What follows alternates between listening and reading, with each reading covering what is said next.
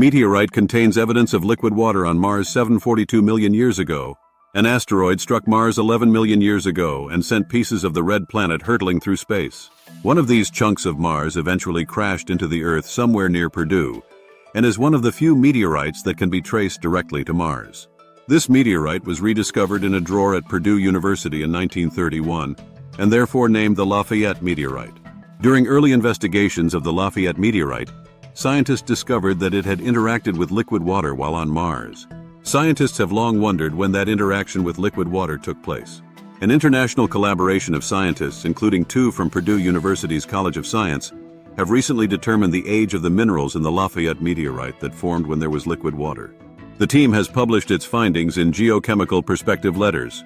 Marissa Tremblay, assistant professor with the Department of Earth, Atmospheric, and Planetary Sciences, EPS, at Purdue University, is the lead author of this publication. She uses noble gases like helium, neon, and argon to study the physical and chemical processes shaping the surfaces of Earth and other planets. She explains that some meteorites from Mars contain minerals that form through interaction with liquid water while still on Mars. Dating these minerals can therefore tell us when there was liquid water at or near the surface of Mars in the planet's geologic past, she says.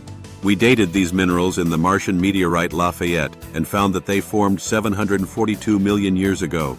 We do not think there was abundant liquid water on the surface of Mars at this time.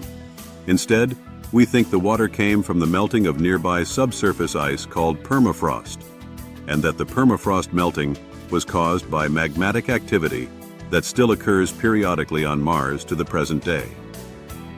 In this publication, her team demonstrated that the age obtained for the timing of water-rock interaction on Mars was robust, and that the chronometer used was not affected by things that happened to Lafayette after it was altered in the presence of water. The age could have been affected by the impact that ejected the Lafayette meteorite from Mars, the heating Lafayette experienced during the 11 million years it was floating out in space, or the heating Lafayette experienced when it fell to Earth and burned up a little bit in Earth's atmosphere, she says. But we were able to demonstrate that none of these things affected the age of aqueous alteration in Lafayette. Ryan Ickert, senior research scientist with Purdue EPS, is a co-author of the paper. He uses heavy radioactive and stable isotopes to study the timescales of geological processes. He demonstrated that other isotope data, previously used to estimate the timing of water-rock interaction on Mars, were problematic and had likely been affected by other processes. This meteorite uniquely has evidence that it has reacted with water. The exact date of this was controversial, and our publication dates when water was present, he says. Found in a drawer. Thanks to research, quite a bit is known about the Lafayette meteorite's origin story. It was ejected from the surface of Mars about 11 million years ago by an impact event. We know this because once it was ejected from Mars, the meteorite experienced bombardment by cosmic ray particles in outer space that caused certain isotopes to be produced in Lafayette, Tremblay says. Many meteoroids are produced by impacts on Mars and other planetary bodies, but only a handful will eventually fall to Earth. But once Lafayette hit Earth, the story gets a little muddy. It is known for certain that the meteorite was found in a drawer at Purdue University in 1931, but how it got there is still a mystery. Tremblay and others made strides in explaining the history of the post-Earth timeline in a recent publication.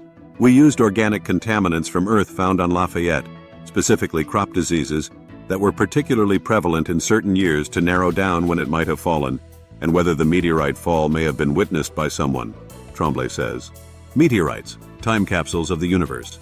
Meteorites are solid time capsules from planets and celestial bodies from our universe. They carry with them bits of data that can be unlocked by geochronologists. They set themselves apart from rocks that may be found on Earth by a crust that forms from its descent through our atmosphere and often form a fiery entrance visible in the night sky. We can identify meteorites by studying what minerals are present in them and the relationships between these minerals inside the meteorite, says Tremblay. Meteorites are often denser than Earth rocks, contain metal, and are magnetic. We can also look for things like a fusion crust that forms during entry into Earth's atmosphere. Finally, we can use the chemistry of meteorites, specifically their oxygen isotope composition, to fingerprint which planetary body they came from or which type of meteorite it belongs to. An international collab. The team involved with this publication included an international collaboration of scientists.